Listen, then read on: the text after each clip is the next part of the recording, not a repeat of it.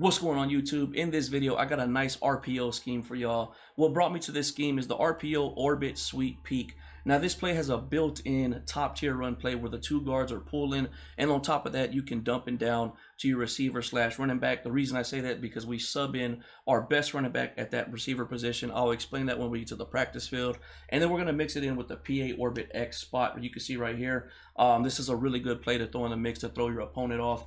A couple things before we get into the practice field. These two other guys right here that are receivers, I sub in tight ends because we want good blockers at that position, and they still get the job done when it comes to audible into the pass play. So let's jump into the practice field and show y'all how we set this play up.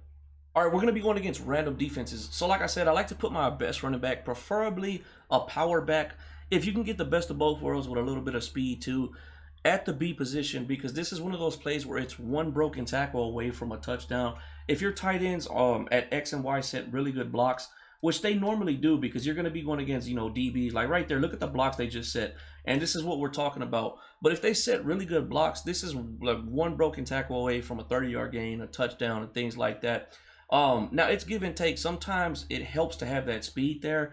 But for the most part, I like to be able to get that broken tackle because a lot of times it's going to be one-on-one with the safety. That was just a bad pass right there. And then once they start focusing on this, because the only way they're going to stop this, I promise you, is if they take their user and go out there and stop it themselves.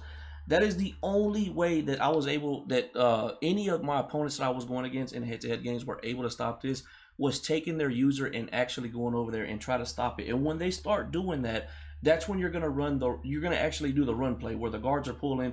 You're going to follow the guards and just be patient. This is actually a really good run play. I've been averaging 4 to 5 yards, and I've been turning it into big gains as well.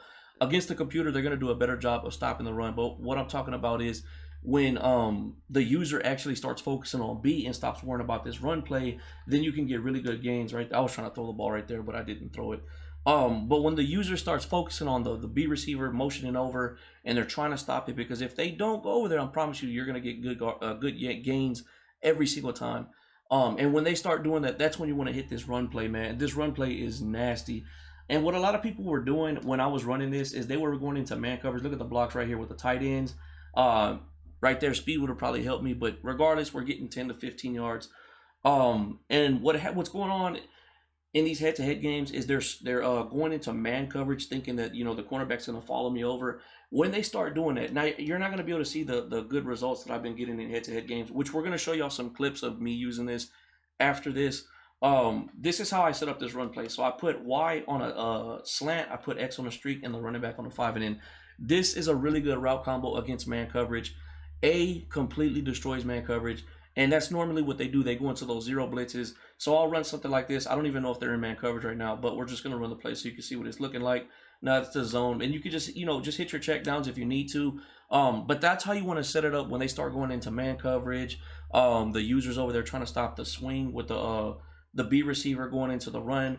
This is just, right here, right, when you throw it to the B receiver, once again, I forgot to throw it. And with the RPOs, you have to throw fast. You can't just, before you're able to like hand off, and then stop and then throw, this time you have to make that decision quick. If you don't, you're going to, what's been happening to me where I'm not getting my pass off in time because I'm waiting too long. You have to throw it a lot quicker. Right here, those tight ends, man, they're setting the edge for me. I'm getting good yardage. This is a really, really good RPO scheme. We're going to jump into some head-to-head clips and show y'all this being used against real users and showing y'all that it is really effective.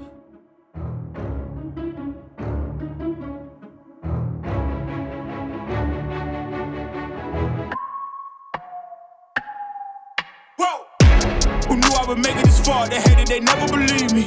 Yeah, I would never drop the ball. I know I make it look easy.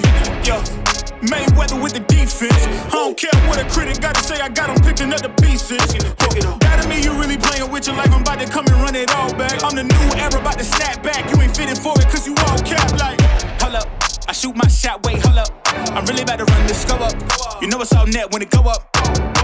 Ain't got no other plans, you don't need to understand, ayy. We on overtime, you don't need to understand, ayy. You just show them how to do it when you don't know what to say. Tell me how you plan to win if you plan to play the same. Moving fast, already gone, yeah, but you bringing me back. Try to double cross me, dog, just let me relax. Stop assuming, what we